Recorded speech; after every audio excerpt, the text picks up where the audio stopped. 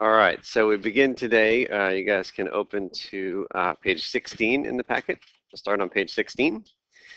And we don't have any, well, I guess we have one quick announcement today, but today we're going to talk about two different comparison tests and one thing called the ratio test. Again, the ultimate goal for the game that we're playing over these few weeks is to take an infinite series and decide whether it converges to some finite number or diverges out to infinity.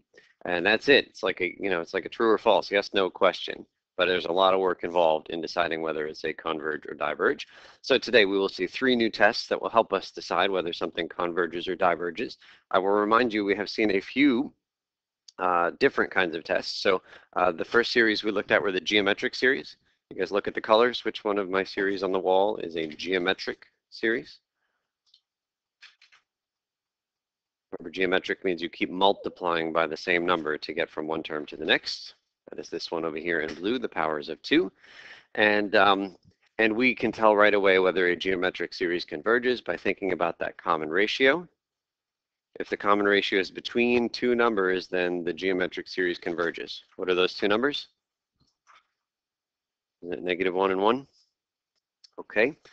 In fact, maybe this is a good time for me to just pull up that separate page that you guys got from this packet here and here. So we are kind of winding our way through this crazy looking page of stuff. The very first one we had was the geometric series. We've got the common ratio by dividing one term by its predecessor. If the common ratio is less than 1, the book is calling it X, I called it R on this page right here. If it's less than 1 in absolute value, then the series converges. Otherwise, the series diverges. So geometric series, one of our basic ones. They're very easy.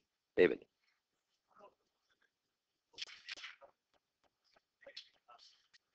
For this one? Yeah, so we're going to see something called the ratio test. Yes, and for the ratio test, which we'll see today, if it's equal to 1, then the test doesn't tell you anything. That's a good catch. Okay, P-series we're going to skip for just a second. We're going to talk about that today very briefly, but they're easy. The test for divergence, if the terms themselves don't go to a certain magic number, then the series has no chance of converging. What's the only kind of number that you can add forever and maybe still get something finite? Is a number close to what? Close to 0, right? If you keep adding 17 forever, then you're going to get to infinity. But if you keep adding things that are really close to 0, then it's not clear. But test for divergence says if the terms themselves don't approach 0, then the series diverges. Okay, so that was that one.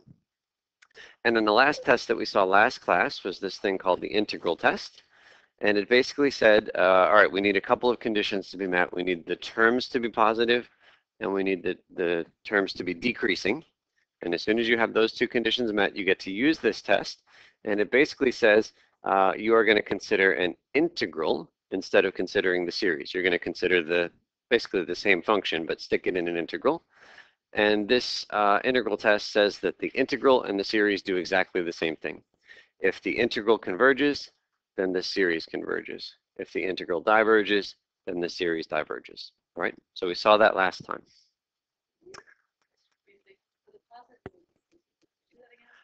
Depends on the series, but let's take a look at this example, maybe at the bottom of page 15. Yeah, right here. So how do we do the positive and decreasing part? So we started this example on the bottom of page 15 last class. It had to do with this series right here, the sum of n e to the minus n squared. I don't know what I'm looking at, so I write out a few terms. Is it clear to you that all those terms are going to be positive? Because you got a number 1, 2, 3, those are all positive. And then e, what's true about e to any power? It's always positive, right? So when I multiply the n's by the e's, I get positive times positive. So it's always positive.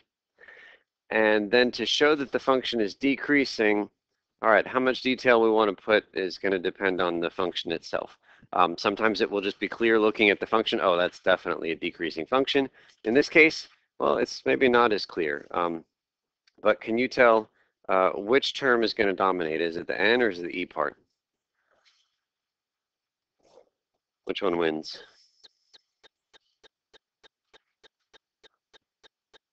All right, we know that e is going to beat any polynomial, including just a single n upstairs. So what are those things going to when n gets really big? They're going to 0, right? Because the bottom dominates the top. Well, if they're going to 0, how are they getting there? They're getting there in a decreasing fashion. So this is kind of a very, it's not a very a detailed presentation of why that thing decreases, but it might be enough for our purposes. That guy right there decreases because the bottom is getting bigger way faster than the top is getting bigger. If you really want to be thorough, you do what I had mentioned last class and use calculus 1, which would say, how do you decide whether a function is decreasing? You take its derivative and show that the derivative is negative, right? So you could absolutely do that. That might be a good exercise to do that for this one. Okay, so that is kind of a summary of where we were. And now let's go ahead and head to the new place. So we'll start again at the top of page 16. And before we do, I just want to mention one other thing about the calendar. So next class, Wednesday, we have our quiz and we have the project due. So I had mentioned I wasn't thrilled that they were happening at the same time. I have no one to blame but myself for that. So I'm not going to change either of those things. The project is due on Wednesday and the quiz is happening on Wednesday. However, I am willing to make the quiz another work together quiz for the first 20 minutes of class and then to take home after that, all right?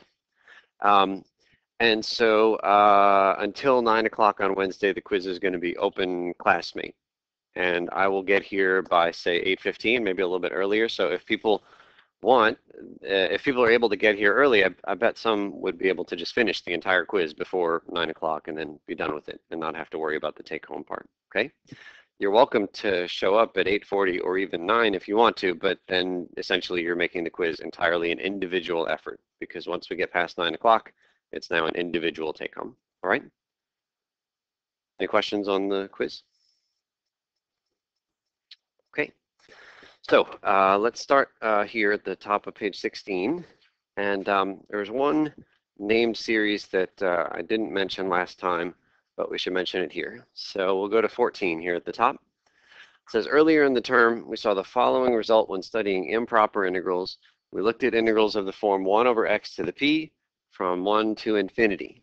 This was one of the things in our useful integrals for comparison list, yes? And depending on p, that integral is either finite or infinite. It either converges or diverges. If you want it to converge, then you need that denominator to be what? Big or small? We want that denominator to be big, so the fraction is small. And how are you going to get that denominator to be big? You're going to choose p's bigger than 1, right? So that was one of our 3 useful integrals for comparison. So we saw that, we believe it. But that guy right there has an awful lot to do with this guy right here. 1 over x to the p is essentially the same as 1 over n to the p. And we saw from the integral test that the integral and the corresponding series behave the same. If one converges, then so does the other. And if one diverges, then so does the other. So here's our new result, and this is an important one. It says that, that 1 over n to the p converges for exactly the same p's, all the ones bigger than 1. And it diverges for all the other p's. That series right there is important enough to be given a name. It is called the p-series. 1 over n to the p is called a p-series. If p is bigger than 1, it converges. If p is less than 1, it diverges. So this gives us a whole new class of series that hopefully we can just look at right away and decide whether it converges or diverges. For example, sum of 1 over n to the 4, sum of 1 over square root of n.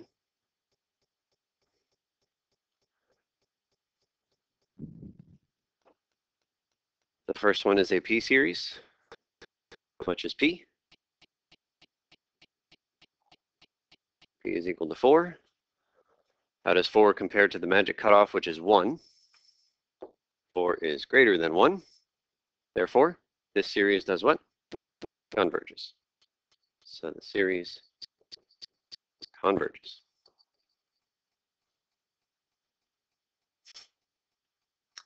It is a short sentence, but it contains lots of information, and we have to have all that information up there when we're trying to convince people that we know whether a series converges or diverges.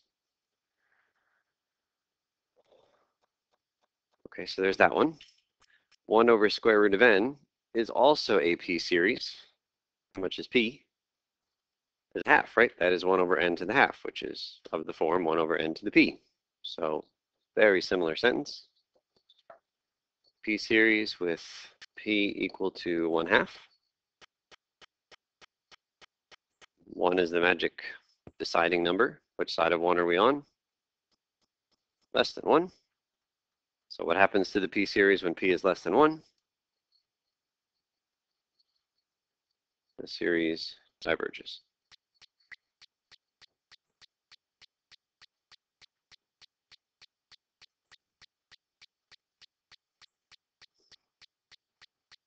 Any questions on p-series?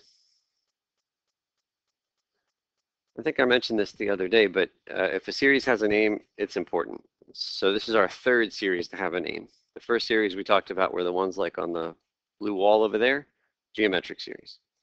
The next series we talked about that had a name was the harmonic series. And maybe you don't know right off the top of your head what that series is right now, but I'm hoping you will at some point. Harmonic series has a name. We name it because it's important. P-series is the third named series. And the idea with having series that you can very easily decide whether they converge or diverge is that today we're going to see new tests where we will compare complicated series to ones that hopefully are easy for us to decide whether they converge or diverge. So we now have a bigger toolbox of things that are easy, and then we're going to take that and extend to things that are complicated but related to these easy ones. So we begin on the next page. So we are here right in the middle of page 17. And we'll start with number 1, Bubba.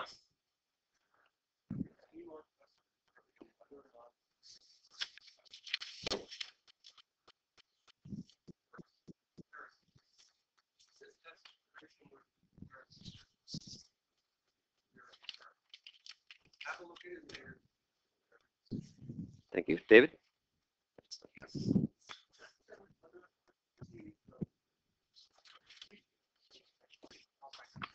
Okay, so first series, sum of 1 over 3 to the n plus n. 1 over 3 to the n plus n. Okay, so we can write out a few terms. I think that's always a good idea. You see a new series, just write a few terms, and you'll get some insight. When n is 1, we get 1 over what? 4 plus. When n is 2, 1 over 11. Let's do one more. When n is 3, 30. Dot, dot, dot.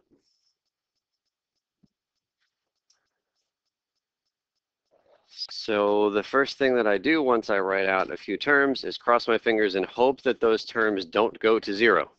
Do these terms go to 0? They do. I'm disappointed most of the time. But once in a blue moon, you'll catch one that doesn't go to 0. And if the terms don't go to 0, what can you say about the sum of all those things? It's definitely going to diverge, right? If the terms don't go to 0, we have no hope of anything. So it's always worth a peek. Okay, so 1 over 3 to the n plus n. Next question I'm going to ask, is it geometric? Do we keep multiplying by the same number to get from one term to the next? No. 4 to 11 to 30, it's not geometric. But it was worth the shot.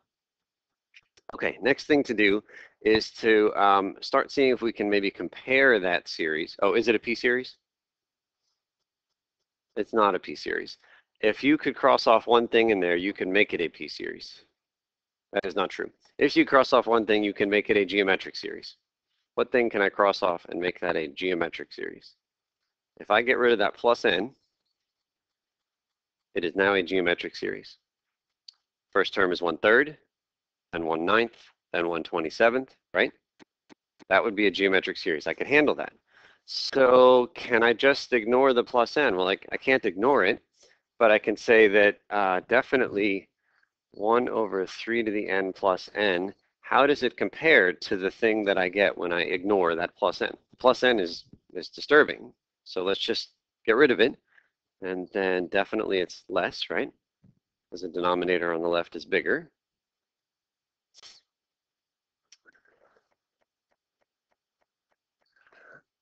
And the sum, what's that? What's that?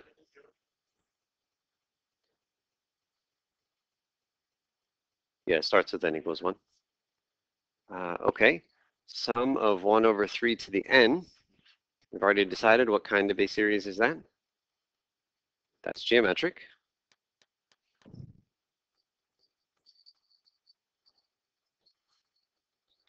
It's geometric with common ratio equal to, what do we multiply by? 1/3. Just for kicks, we'll put absolute value around that. And what's the magic cutoff number for geometric series, whether they converge or diverge? It's 1. And this guy is less than 1. So does this geometric series converge or diverge? Converges. Now, I don't want to say it converges, and I don't want to say the series converges, because there are 2 series right now up on the board with respect to this problem, right? There's the original one. I don't know what's going on with that one yet. There's this one, which is maybe somehow related. I do know what's going on with it, but I don't want to say it converges, because we need to be specific. So just write it out. Sum of 1 over 3 to the n converges.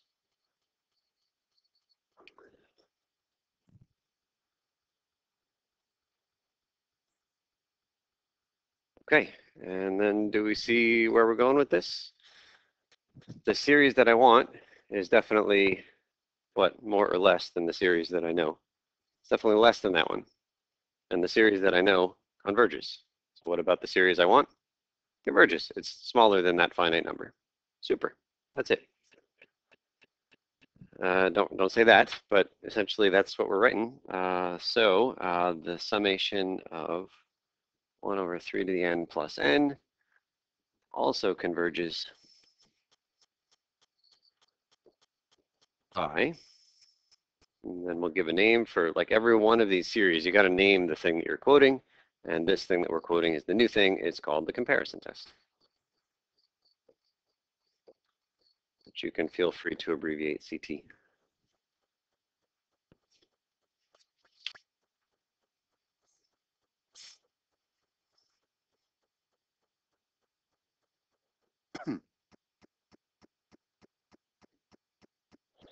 Any questions on that?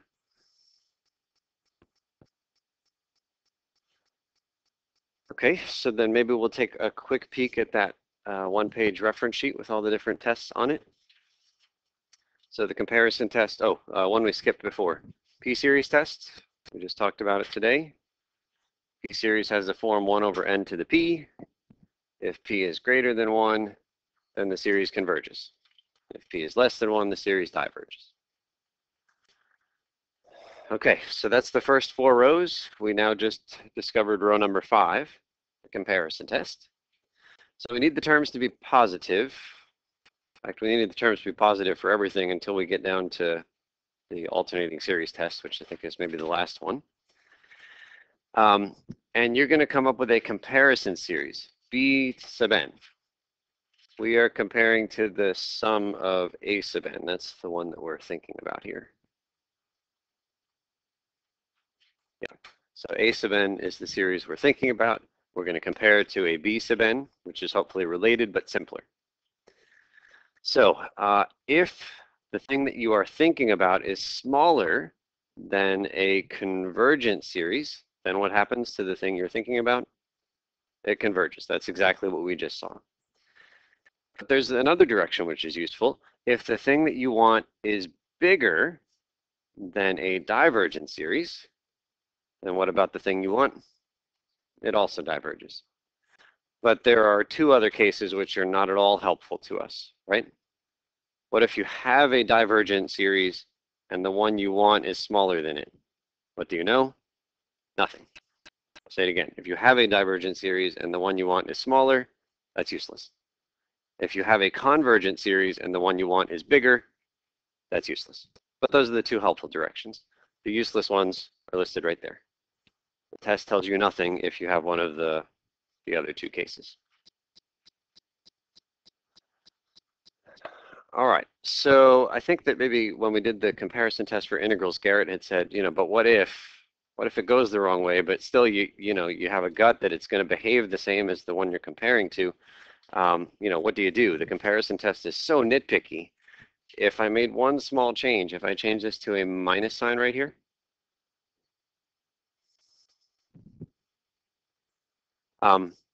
then what happens to this inequality here?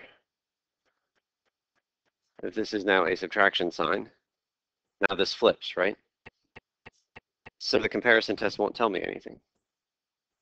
But in your heart of hearts, changing this to a minus sign, I mean, do you feel like that's going to have a big impact on the overall behavior of this series? Doesn't feel like it should have an impact, but the comparison test, just like for integrals, is really nitpicky. And if we just change that to a little minus sign, all of a sudden the comparison test is not helpful.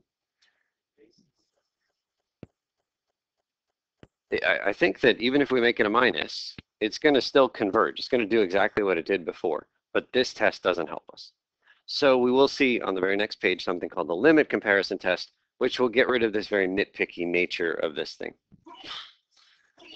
Okay, let's take a look at part B. Sum of 1 over 3 to the n plus 1 over n. Okay, I'm going to write something down, which is going to look reasonable. And it's true a lot of the time. Unfortunately, it's not true all the time, but we're just going to ignore that. I'm going to write this. Sum of 1 over 3 to the n plus sum of, well, at least I admit when I lie, right? Sometimes I don't always tell the full truth, but I'm apparent about it. Okay, so it seems reasonable, right? We'll just separate the two different series. There's a plus sign in between. Okay, what is, both of these guys have a name. See if you can write down the name of the first series, 1 over 3 to the n, and the name of the second series, 1 over n. They both have a name. In fact, the second one is so special it has two names. What is the first one? This is a geometric series with the common ratio equal to 1/3, smaller than 1. So the series does what? Converges.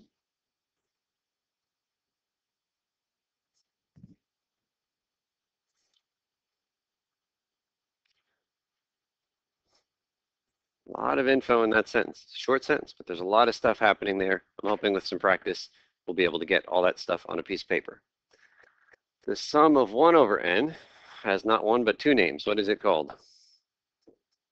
What is it? It is the harmonic series. And I said the harmonic series instead of a harmonic series, like we had a geometric series there. The harmonic series, there is one and only one. It is that one, summation of 1 over n. What's that? It is also a p-series. Remember, 1 over n to the p is our definition of a p-series. What is the value of p in this case? It is 1. What can you say about the harmonic series? Does it converge or diverge? It diverges. We saw that last time. That was really surprising, but it diverges. What can you say about a p-series where p equals 1? It's right there at the cutoff, so you got to know your cutoff really well. At p equals 1, you can look on the first page of the paper. What does it say? It says it diverges.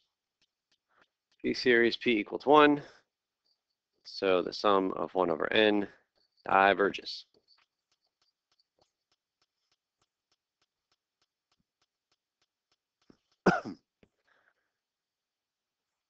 Okay, and what do we think here? Something convergent plus something divergent altogether diverges. Since convergent plus divergent, let's see, equals divergent.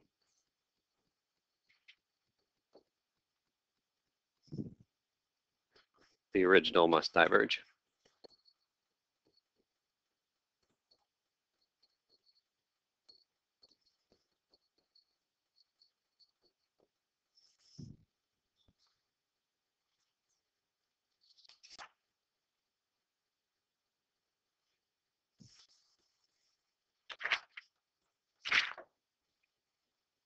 Isn't there some sci-fi series called Divergent?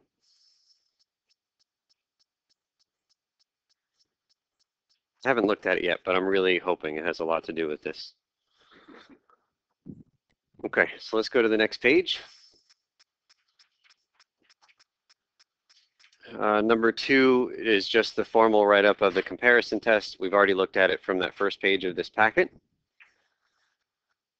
Let's move on to number 4. So number 4, we'll go to Angus. We'll go down to number 4.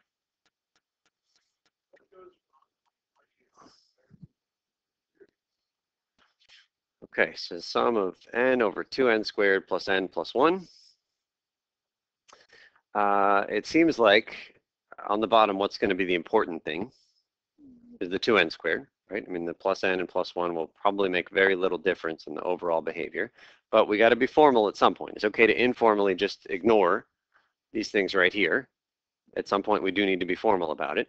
But if I ignore those things, then I get the sum of n over 2n squared, right? And that's really equal to the sum of 1 over, let's see, so the n's cancel. I'm going to pull that 1/2 out here to the front, right? The 2 on the bottom, we'll just pull it right in the front.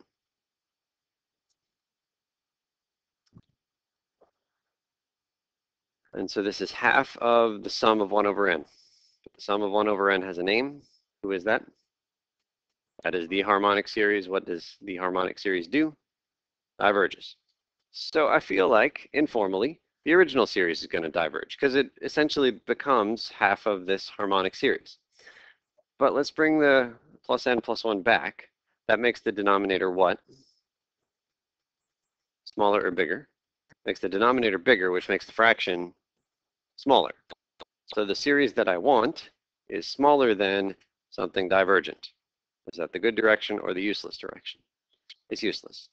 So unfortunately, the comparison test doesn't work here, even though I still feel like the original series is going to diverge. It behaves so much like the harmonic series, well, half of the harmonic series. Shouldn't make any difference. Okay, so unfortunately, we can't use the comparison test here. Or we can use it, but it doesn't get us anywhere.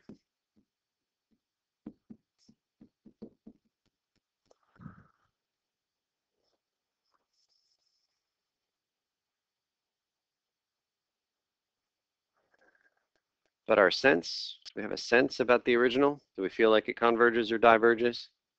Feels like it's going to diverge, right? It's half of the harmonic series. We feel like it's going to diverge because it's so similar to the harmonic series.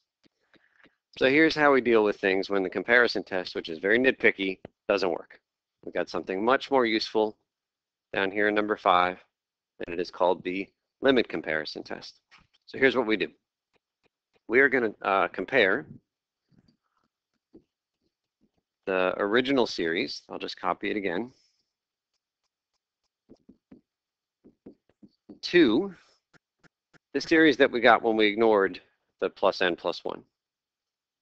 So ignoring the plus n plus 1, we get n over 2n squared, which we said was just 1 over 2n, right?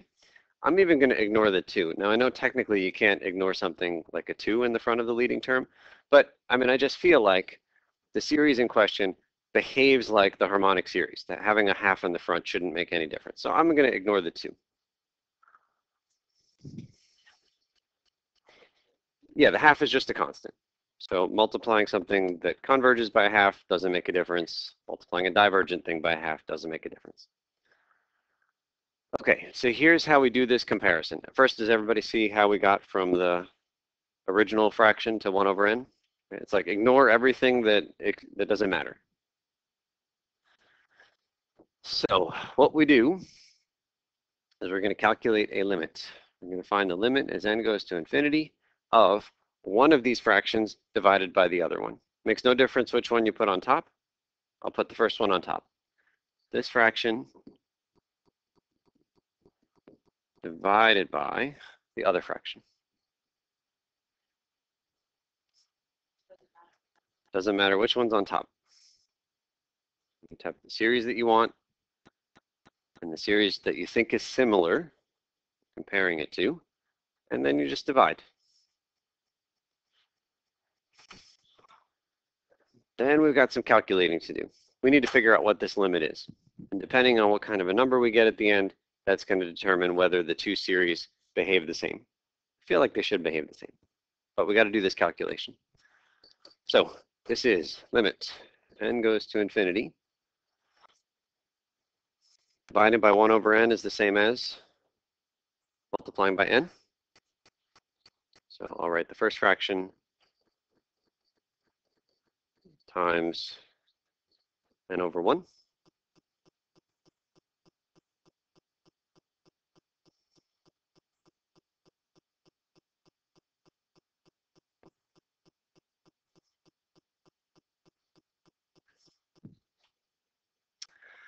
Okay, and then we'll write limit one last time, and then I'll multiply upstairs, n squared divided by this stuff.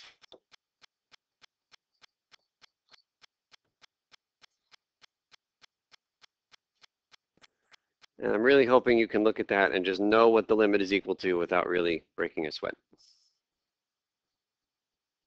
What is this limit equal to when n goes to infinity? 1/2. Yes? Because here, really, you can ignore the plus n plus 1.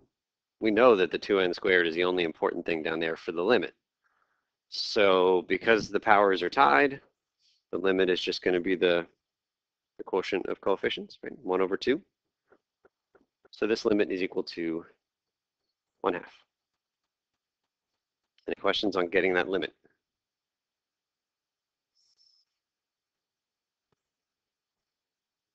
Yeah, so we saw maybe back in pre-calc class, if you had to look at a function like 3x to the fourth plus and then some lower terms and then divided by 7x to the fourth and then plus some lower terms.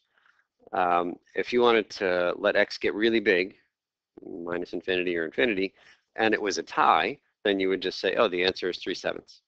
And that was the horizontal asymptote, was at y equals 3/7. What if there was a higher power of x on the bottom? Sorry, on the top, x to the 41 up there? What happens when x gets big? The whole thing gets big because there's way more x's upstairs. What if the bottom had more x's? What does that then go to when x is big? It goes to 0. So we had the three cases depending on which power was the winner. And at the moment, we have a tie, n squared and n squared. So we are, because they're like this dot, dot, dot. I mean, the only thing that matters when x is huge is the leading term, the highest power. Okay, so we got this calculation, we got a 1/2. So what do we do with it? So let's look at the write-up of the comparison test down here. What we just found was this limit right here. Limit of one guy divided by another guy. The terms in the one divided by the terms in the other.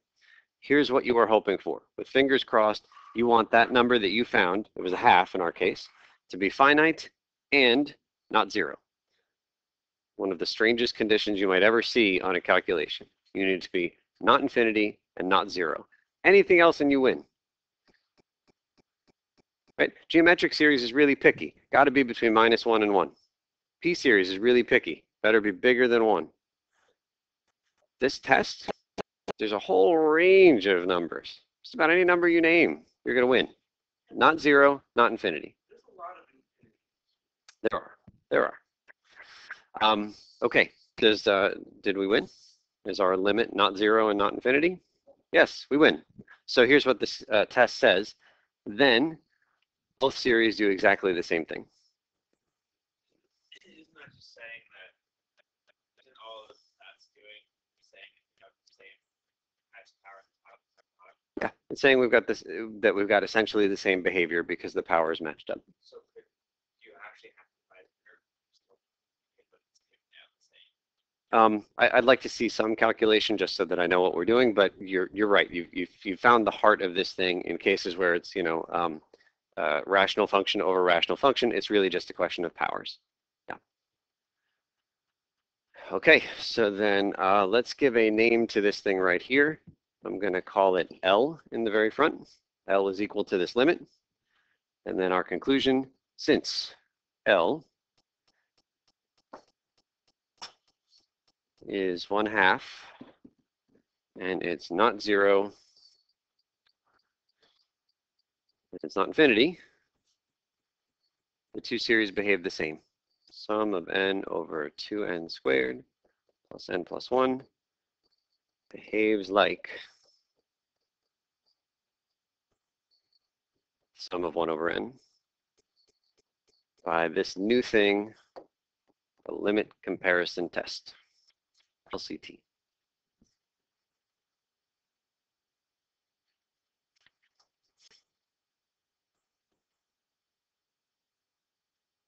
If it's not 0 and not infinity, this test tells you the two series behave the same. It doesn't say, oh, definitely the series you want converges, or definitely the series you want diverges. It just says that the series you want does the same thing as the series you picked. And hopefully you picked a series that you know something about. Does the sum of 1 over n converge or diverge? It diverges. That's the harmonic series. So what's true about our original series? It also diverges. That's what this test says. So then, yeah, we'll just write that last part. Since the sum of 1 over n is the divergent harmonic series,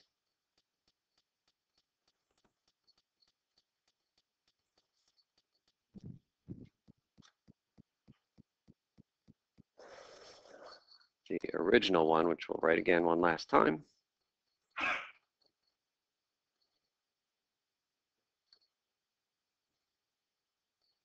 also diverges.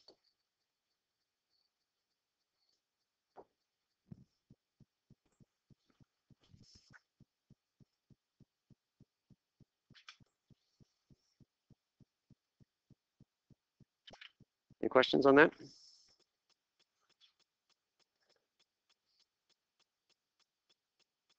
Okay, so then again, just looking at the overall process here, you had a series you wanted to learn about. You compared it to a series that you felt probably behaved the same as it. You did this funny calculation where you divide one by the other. You cross your fingers and hope it is not 0 and not infinity. And as long as that's the case, limit comparison test says the two series behave the same. That's the process. Okay, so where do the funny restrictions, not 0 and not infinity, come from? And isn't it really strange that you can divide either one by the other, right? I said it doesn't matter which one is on top. Okay, let's talk about that part first. We got a half by doing the series I want divided by the harmonic series. What would I have gotten if I had done this fraction the other way? I would have gotten 2. Does 2 still meet the funny conditions, not finite, sorry, not infinity and not 0?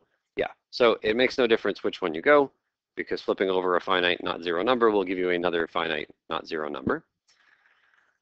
But where do those two funny things come from? Finite and not 0. Let's take a look at this.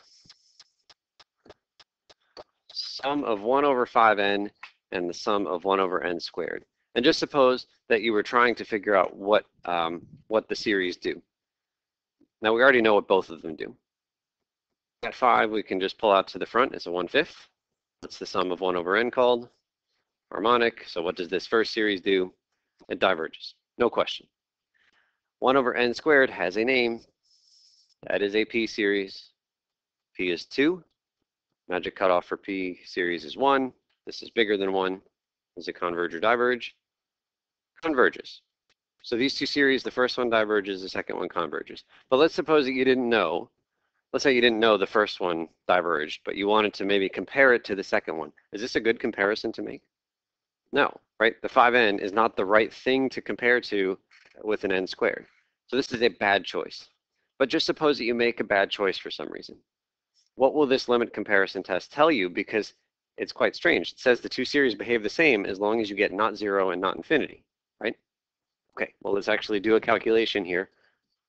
Limit as n goes to infinity. I'll divide the first one by the second one.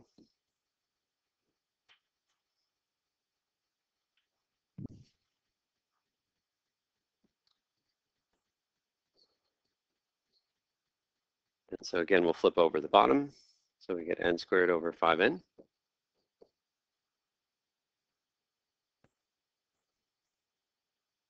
And when n goes, multiply by the reciprocal. And then what happens when n goes to infinity? This is more n's on top. So it's infinity.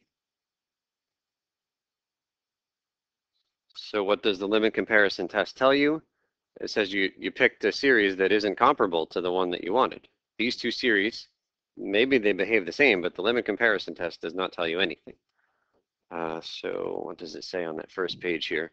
Limit comparison test, it says that if the limit that you get is 0 or I wrote over here doesn't exist, meaning infinity, like we just got, then the test tells you nothing. It says you picked something that wasn't appropriate. You tried to compare two series that aren't comparable. They don't necessarily behave the same. What if I had flipped over the fraction, this thing and this thing? If I had reversed the division, what would I have gotten? We'd have gotten 5n over n squared. What does that approach? It approaches 0, which is the other bad number, right? Not 0, not infinity. That's what we're hoping for. As long as you get not 0, not infinity, the two things behave the same way.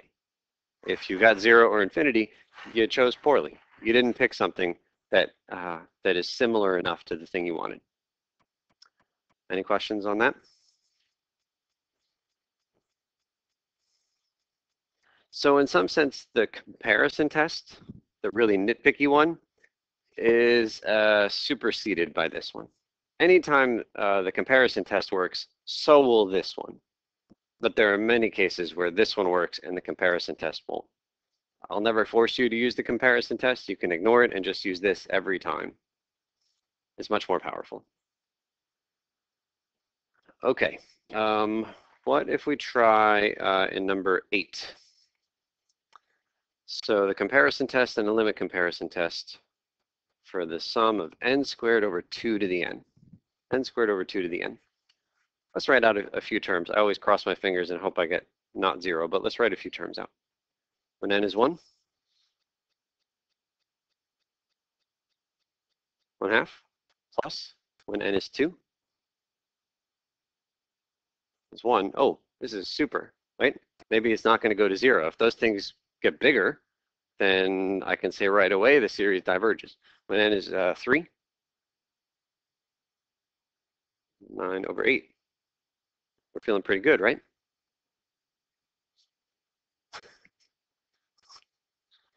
You see how much space is here, right? Plus when n is 4, 1 again. That's kind of weird. It was getting bigger for a moment, then got back down to 1.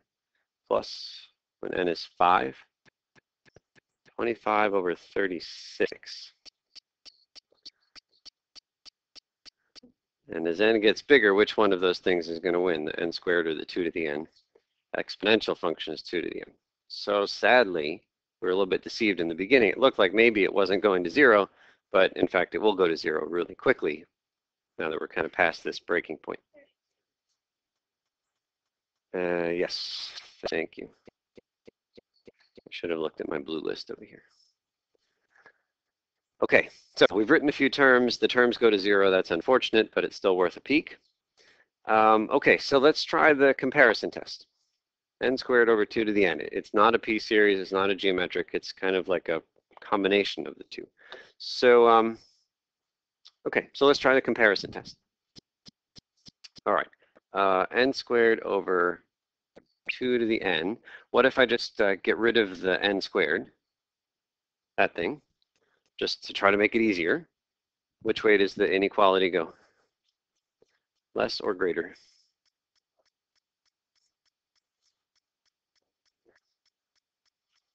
N squared over 2 to the n is greater, right? Because the n squared is more than 1.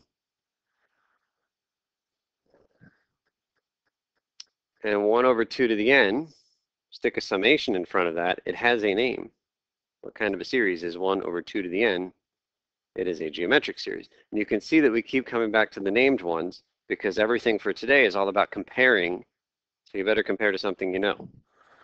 So this is geometric. Well, I guess I should say that the sum of 1 over 2 to the n is geometric. How much is the ratio? Is 1/2, it's not 2, it's 1/2. Common ratio is 1/2. Smaller than 1. What does that series do? Converges.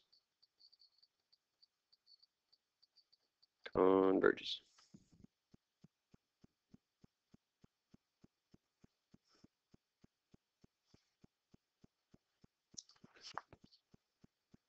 Yeah, is this the good direction of the inequality or bad? The one I want is bigger than something converging.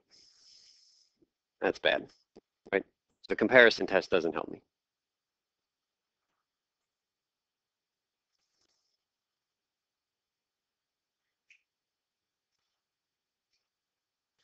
I suppose we could maybe try another comparison test where instead of ignoring the top, we ignore the bottom. Which way does this inequality go? So is it more or less than? All right, so that's less, right? Because the bottom here is bigger. And what can you say about the sum of just the n squared over 1? That really diverges, right? That's my squares up here on the wall. So that diverges. Technically, it is a p-series, but it's so silly. I mean, it diverges. Is that direction of the inequality helpful? The series I want is smaller than something divergent. Not helpful. So the comparison test isn't going to work for us here. If even though you can't prove it like this, can't you still just look at it and know that the n squared? Okay. You have two parts of it, and one of them is converging and one is diverging. I know it's kind of sloppy logic. Wouldn't that gut intuition be right? I think it's great to use the gut intuition, and then we can fill it up formally. But the question is, will that n squared make the thing diverge, because you have essentially have this n squared which clearly diverges, and then this 1 over 2 to the n which converges. Yeah, but the second one is a lot more powerful. That's right. And so what we did before was say if you add these two things, then definitely what do you get? Infinity plus finite is infinity. But when you multiply something which is infinity times something which is, well, it's really close to 0. And so maybe those things really close to 0 are going to pull this infinity down enough. So it's good to try the intuition. It's tough when it's multiplication. Because this series right here is the sum of 1 over n to the negative 2. And we would hardly ever write n squared as a 1 over n to the negative 2. But that right there is the definition of our p-series, right? 1 over n to the p. Okay, so the comparison test doesn't work. If we're going to try the limit comparison test, again, you got to come up with some other series to compare to.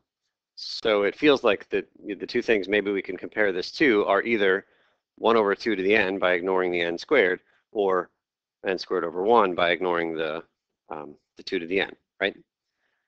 Just to save some time, I'm going to tell you that neither of them is going to work. When we do the limit, what are we hoping for? Not what and not what? Not 0 and not infinity. When you do this limit, for example, the thing that I want divided by, maybe ignore the n squared, we will get infinity. If we do the limit using this guy, we will get 0. So the limit comparison test doesn't help you. So we need a new test. It's down here in number 9. It's the ratio test. Here's what it says. You take one term in the series you have, and you divide it by the previous term. One term divided by the previous one. We've done this before. For what kind of series did we take one term and divide by the previous term? It was for the geometric ones, right? One term divided by the previous term. So that's essentially what you're doing. You're looking at it and seeing, well, maybe it's kind of a geometric series by itself, almost. And whatever you get when you take a limit, as n goes to infinity, we're going to call it L. And here's the decision maker. If L is less than 1, then the series converges. If L is greater than 1, the series diverges. If L is equal to 1, you've got a rough life. You need to try something else.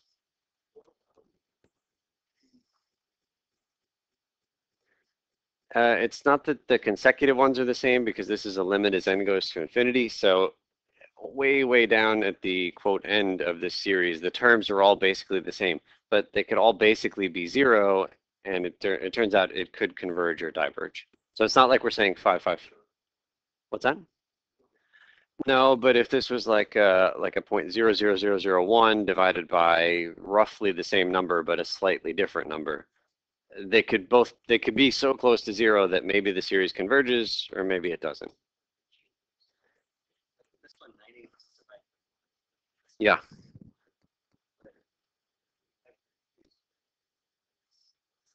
Yeah, so what if the ratio changes? So if you divide these two numbers, you'll get something. If you divide these, you'll get a different something. And not only did it change, but it actually changed from being bigger than 1 to less than 1. That's what Joe is saying. The beginning part makes no difference. The first trillion terms make no difference to me. It's when n is out there at infinity that it matters. So any behavior near, I mean, it changed here in the first 5 terms, but that's irrelevant. It's just look at the end, and it will have some consistent behavior, and that's what we have to use to decide.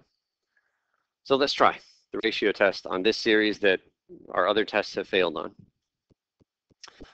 So the basic idea is to take a limit as n goes to infinity of, you put the next term upstairs, and then the current term downstairs. I think I said that slightly differently before. You put one term divided by the previous term. Same thing. Okay, let's put the current term. The current term is easy. It's the thing given to you. So the current term is n squared over 2 to the n. Yeah?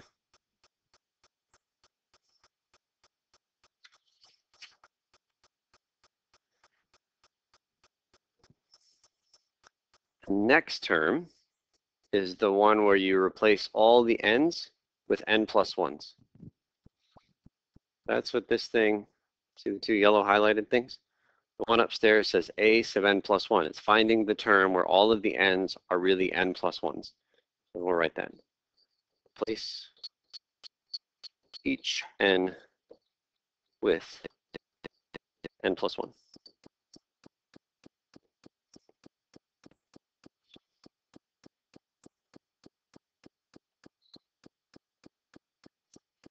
So instead of the n squared, what do we put? N plus 1. And it is getting squared. Divided by, instead of 2 to the n, 2 to the n plus 1. Okay?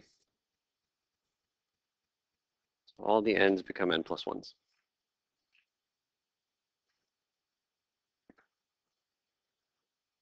Okay.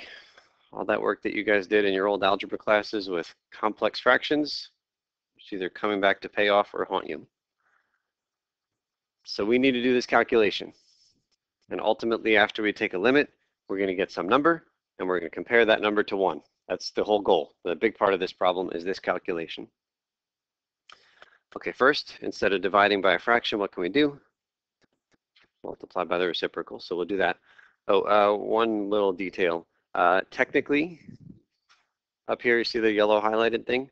What didn't I put in mine that's up there in the highlights is absolute value. So technically, usually I actually just put absolute value around the whole thing. But all of these things are positive, right? So it makes no difference here. I'm going to ignore the absolute value from here on out, but you get to ignore any negative signs you see, just make it positive, and then let's see what happens.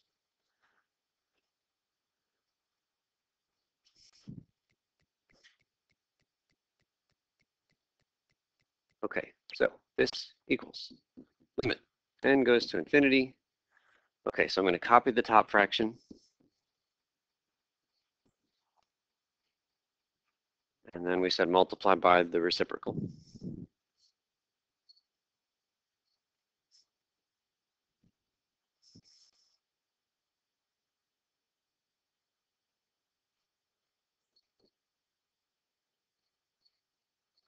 Keep writing that limit.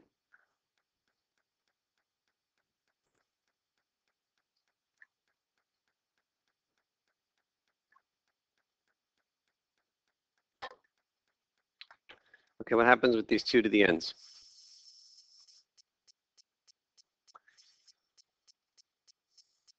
They would win, but they're competing with each other, right? If there was just a single 2 to the n someplace, then it would win. But here they're competing with each other. Yeah. There's one extra 2, where? Downstairs. So then almost all of those 2's cancel, and I'm left with a solitary 2 downstairs. See that? That becomes a 1. There's a single 2 left over downstairs.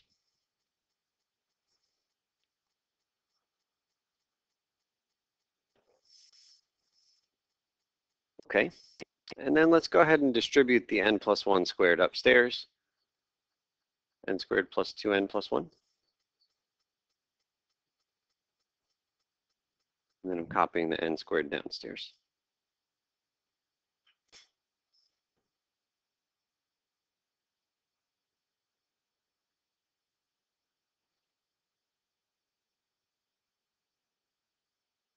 So all the pre-calculus stuff is done. Any questions on that?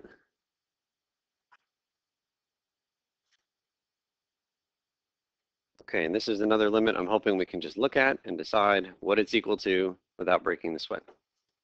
You see the powers of n squared, they're the same. So they kind of tie and cancel. And what's the final answer? 1/2 is good. And really, it's okay to just ignore the plus 2n plus 1 because n is out at infinity.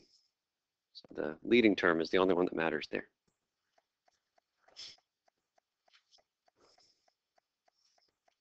Okay, how about we give this thing a name just so we can refer to it? Let's call it L. That's the same letter that I used in the theorem right up above.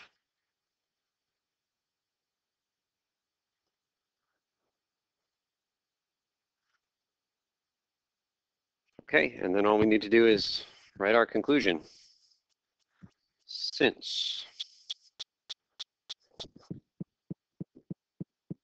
L is equal to 1/2, the magic cutoff number for this new test, the ratio test, is 1.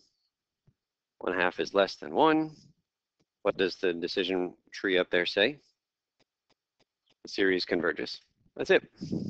Since L is equal to 1/2 is less than 1, by the limit, by the ratio test,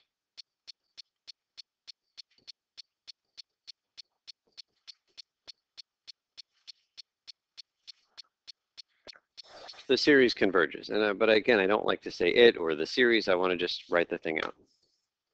So this was the sum of n squared over 2 to the n. It converges.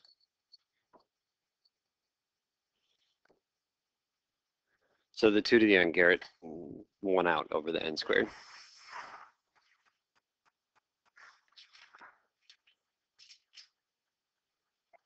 Any questions on that one? So, I mean, in those situations, pretty much As long as it's powerful enough, then it can make the thing converge. Yeah.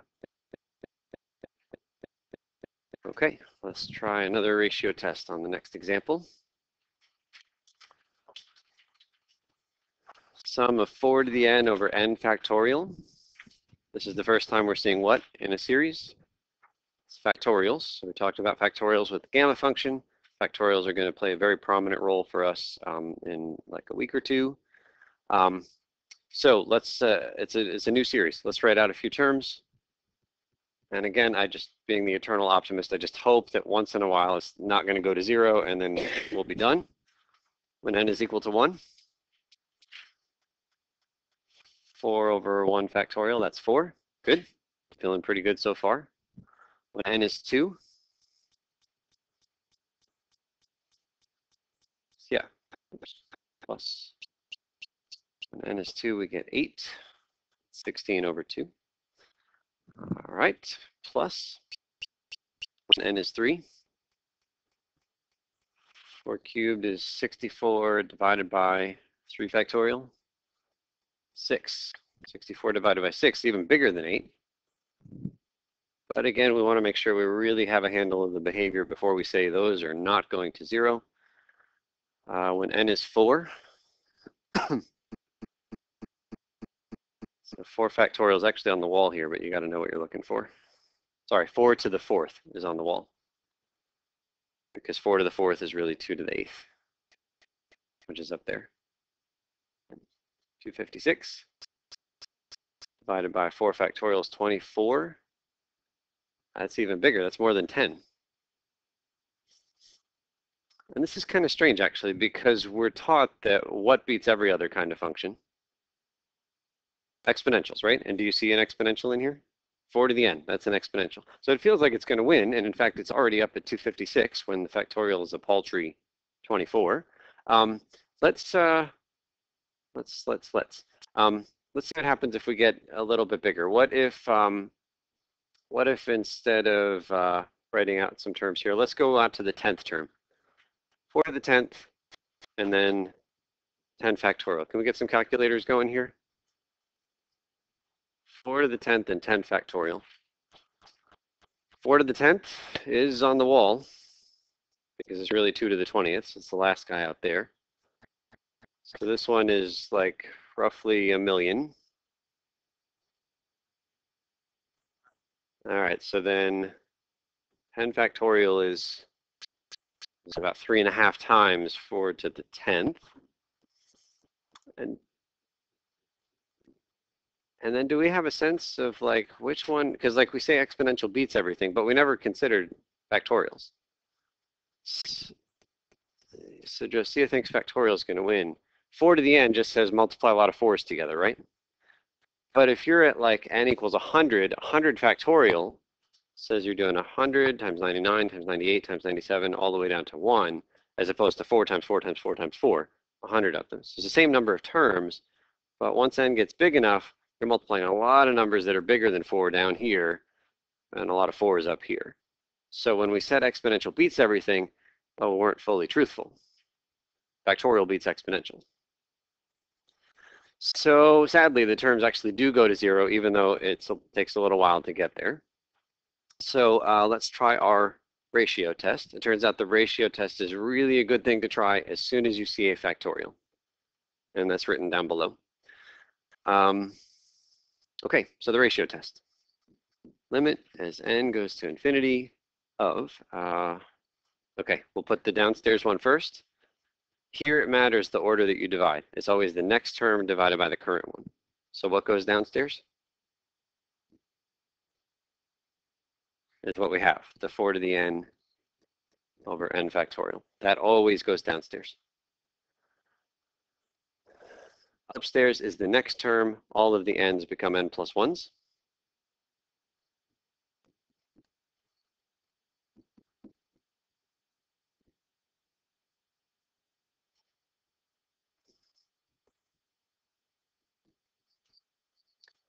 Writing that limit every time in the front.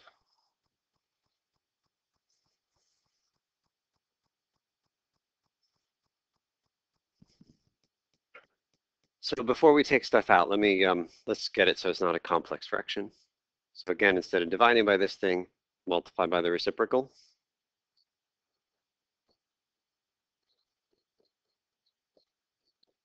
So this gets multiplied by n factorial over 4 to the n.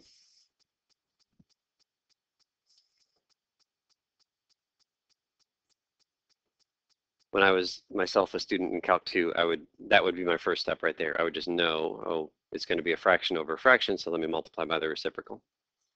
I was pretty badass. Okay, again, technically should be absolute value, but everything is positive, so we don't need to worry about that. And now we're going to cancel. Okay, the 4s part should be familiar. There's an extra 4 sitting where? Upstairs. So with a little bit of practice, with very little practice, I feel like some of us are getting better at recognizing how do we cancel when there's 4 to the n and 4 to the n plus 1. So there's a 4 up there. Okay, n factorial over n plus 1 factorial. We have little to no experience canceling factorials. There are different things that you might feel like should be true. Like maybe I say, okay, the n cancels and the n cancels, and I just get 1 factorial downstairs. Unfortunately, that's not how it works.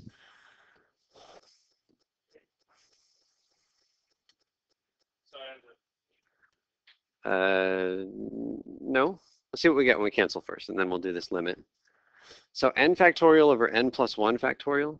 Again, we've got like hardly any, if any, experience with this kind of thing. Whenever I see a new kind of thing with factorials, I just pick a number. Pick your favorite number for n. 0 is not going to help us. Second favorite number for n. 5. 5 is great. So upstairs, I've got 5 factorial. What do I have downstairs? 6 factorial, right? Just changing it into something that we can handle. Now, 5 factorial really means 5, 4, 3, down to 1. 6 factorial really means 6, 5, 4, 3, down to 1. And almost everything cancels except for what? The 6. So we got one extra term downstairs on the bottom, and it's the only thing left over when we cancel. So n factorial over n plus 1 factorial, the single extra guy downstairs is all that's left. So downstairs, it's just n plus 1, no more factorials.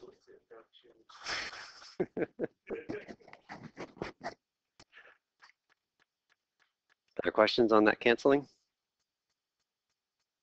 It's probably the first time you've seen one like that. Second time, it'll look a little bit easier. Third time will feel a little more natural. Okay, when we plug in n going to infinity, we get how much? We get 0, right? 4 divided by something infinity, we get 0. More n's on the bottom, we get 0. Okay, is 0 a bad number or is that okay? Well, let's look back at the ratio test. This is the thing we're calling L. The magic cutoff for this ratio test is what? It's 1. So let's give a name to this guy. We'll call it L equals in the front.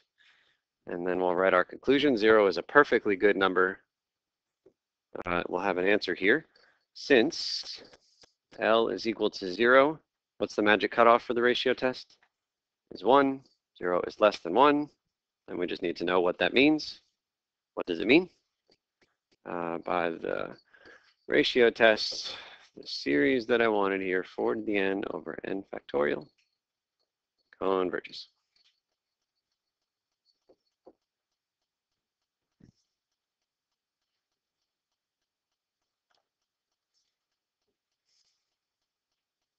Any questions on that?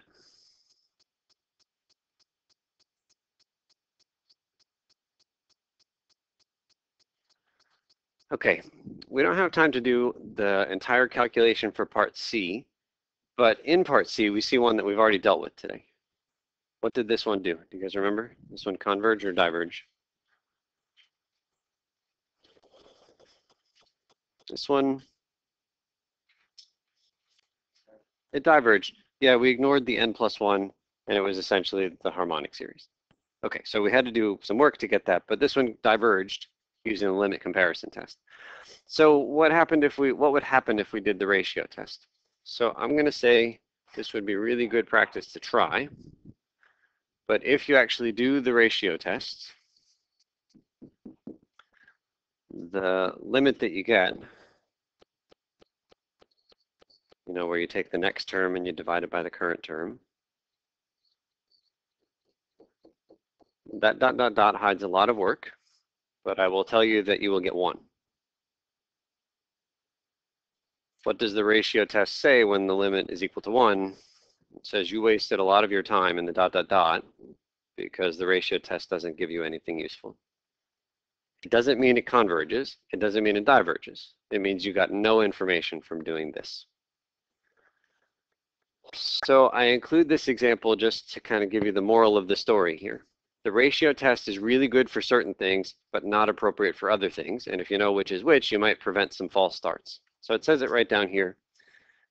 Try the ratio test if you have factorials, exponentials, and powers mixed together. One divided by the other, just like the one at the top of this page.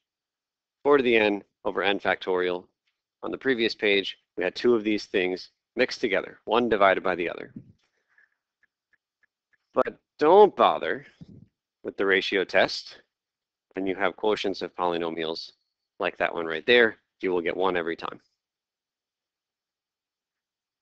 So quotients of polynomials, limit comparison test, exponentials, factorials, and powers divided by each other for the ratio test. Okay, sorry for going a little bit long today. We'll see you bright and early on Wednesday, 8:15, if you want to start the Together quiz early.